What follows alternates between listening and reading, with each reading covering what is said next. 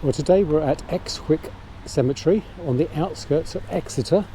It's one of the two large cemeteries in Exeter. This one is actually on the west bank of the River Ex, so just out in the sort of edge of the town. And it's a very large cemetery, so we'll just have a quick look today. And we'll no doubt come back here for more detailed viewings. We've moved a little further inside the cemetery now, and you start to see the size of it and the nice way it's laid out. And so many of the stones seem very clean and clear and easy to read. We'll pick out a few as we go along. I've stopped here first at two war graves. There are 76 war graves in this cemetery. We'll have a look here. This one is Private A.C. Weston, the South Wales Borderers, 1945, aged 19. There's an empty grave, or we're lacking a headstone here, and then we go across here to Lieutenant Colonel W.H. Weston, the Royal Army Service Corps, 1946, aged 43. Two Second World War memorial graves. We've moved a little further up the hill. There are three more war graves here, just mixed in with the other graves. So we'll have a look at this one first. This is J.W. Yule, Sick Berth Attendant, Royal Naval Auxiliary 6th Berth Reserve, aged 43 in 1940. There's two more back here.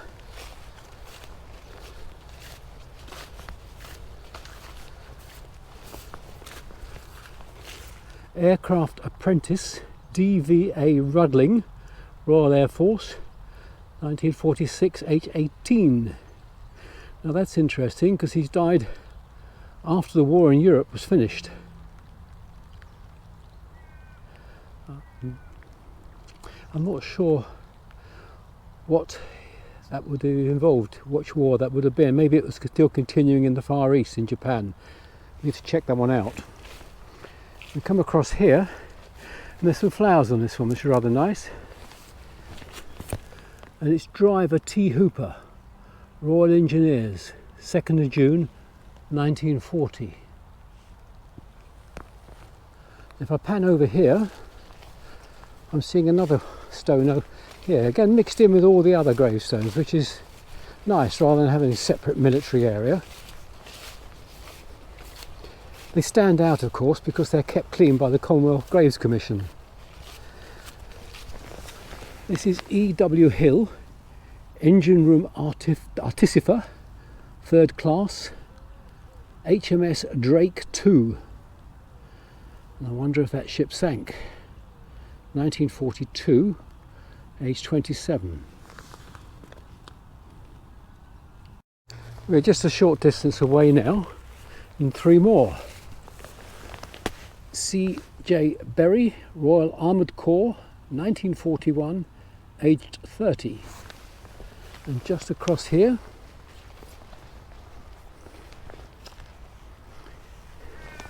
A.J. Spicer, the Royal Army Medical Corps, 1940 and age 19. I always think particularly poignant when they're in the medical corps.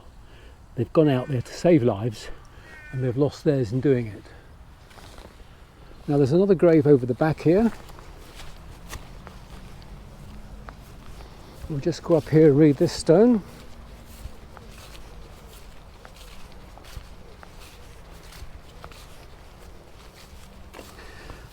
Well, here's an interesting one.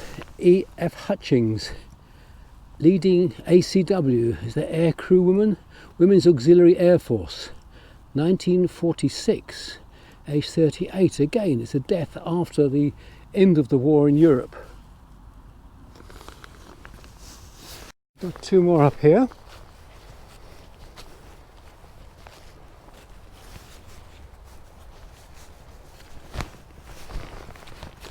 And this one is to Private I.F.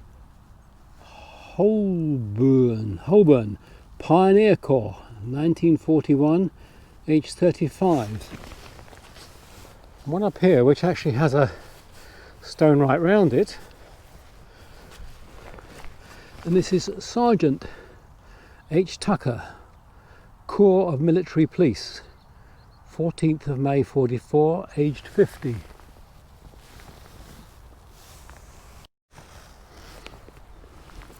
The Royal Air Force grave, Aircraftsman First Class, A.E. Best, and 1941, aged 30. And we go across here.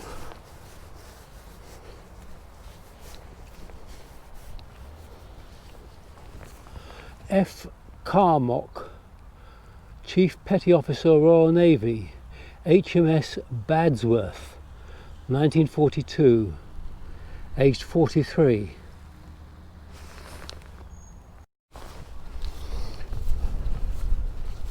Another one tucked over here.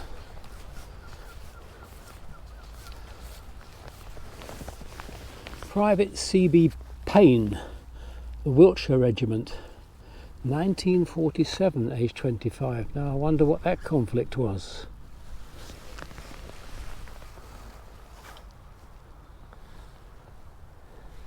And we spotted one just over here.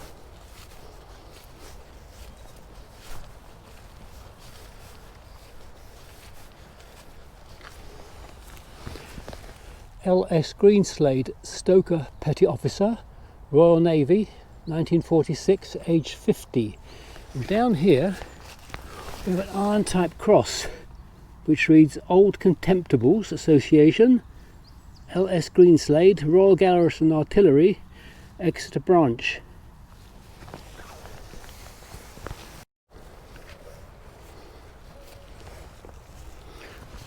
Corporal H.D. Hooper, the Royal Fusiliers, December 45, age 32. Again, the war in Europe was over at that time.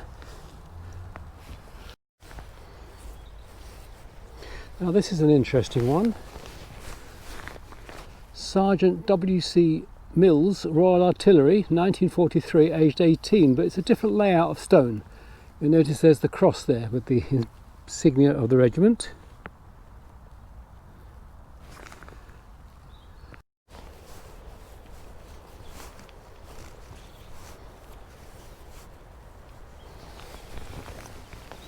Sapper, GGR Kemp, Royal Engineers, 1945, age 25. And over here I can see another stone.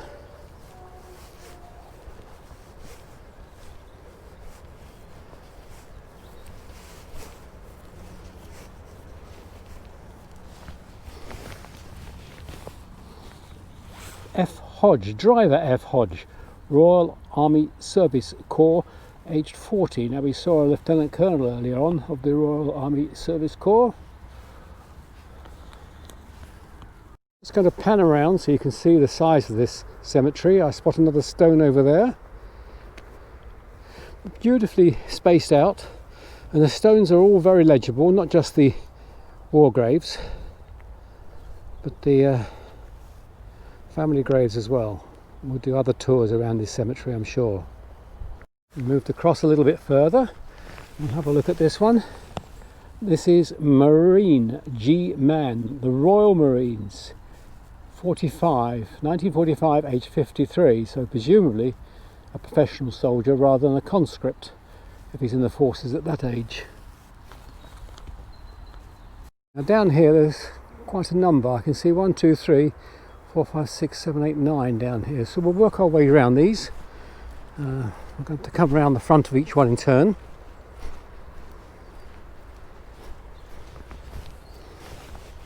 We're looking at J.W.H. Brinkworth of the Royal Artillery, 1941, age 22. Again, that's a stone with the cross taking up the largest part of the front of the stone.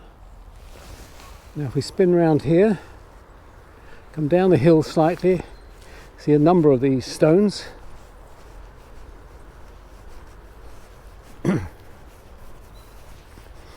Again,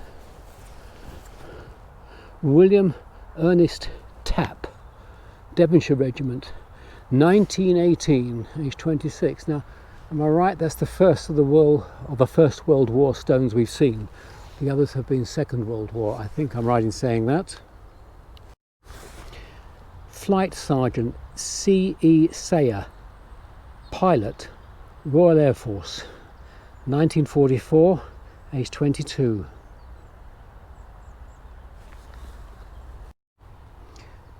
Corporal A.G. Walke, Royal Engineers, 1944, age 26.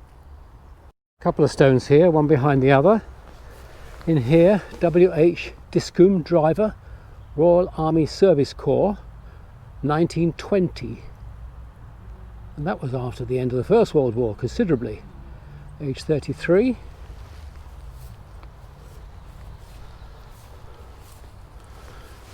Sergeant E.A. Bastin, M.M., which I'm thinking might be military medal, Royal Army Service Corps, 1921, age 37. Tucked away under the trees here, pretty poor light, is Private F.C. Anstey of the Royal Berkshire Regiment.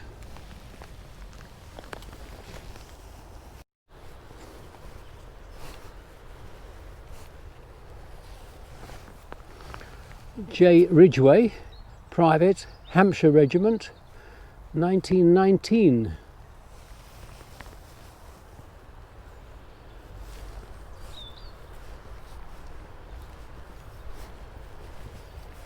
Another one under another tree. Private S. Bradford, Royal Army Medical Corps. Now that's the second Royal Army Medical Corps we've seen.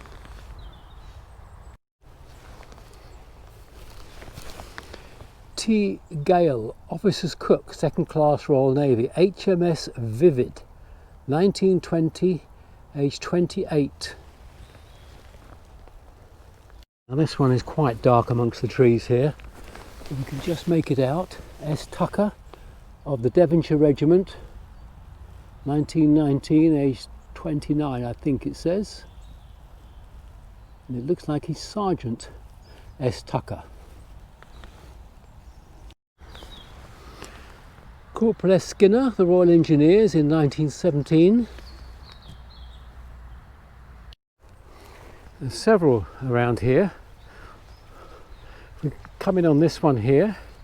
We've got Private S.J. Bowden of the Devonshire Regiment, 1918. And there's one over here.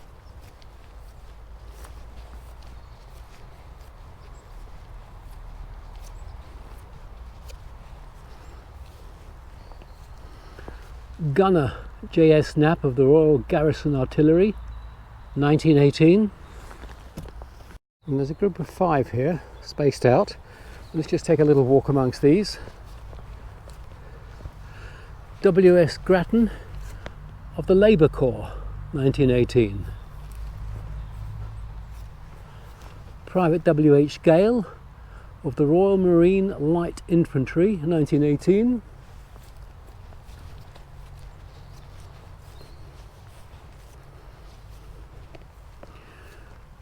W. Arnold of the Rifle Brigade, 1918.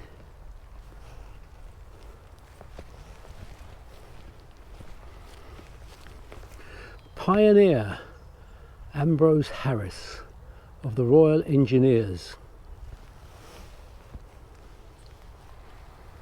And come down here.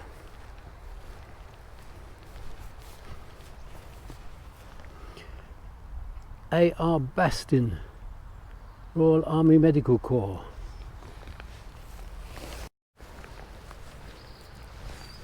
Sapper F.R. Hancock, the Royal Engineers, 1920.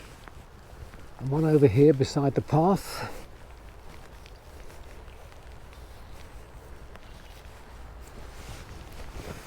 J.H. Cross, Chief Stoker, Royal Navy. Doesn't give a ship, that's a shame. We come over here, we can see one over here. It's raining quite hard now.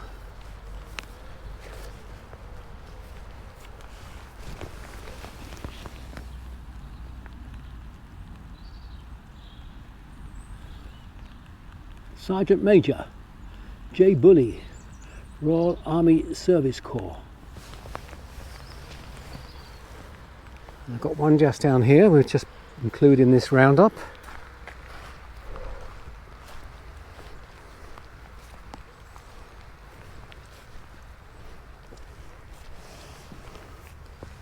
Walter Henry Kelly, driver, Royal Army Service Corps, 1919. W.R. Jackman, gunner, Royal Field Artillery, 1920. Private J. Tottle, Royal Army Medical Corps. This little group here, finally for today, as it's getting very wet here, little group of 3. This is Flight Sergeant C.E. DeVille, Royal Air Force, 1920. The early days of the Royal Air Force.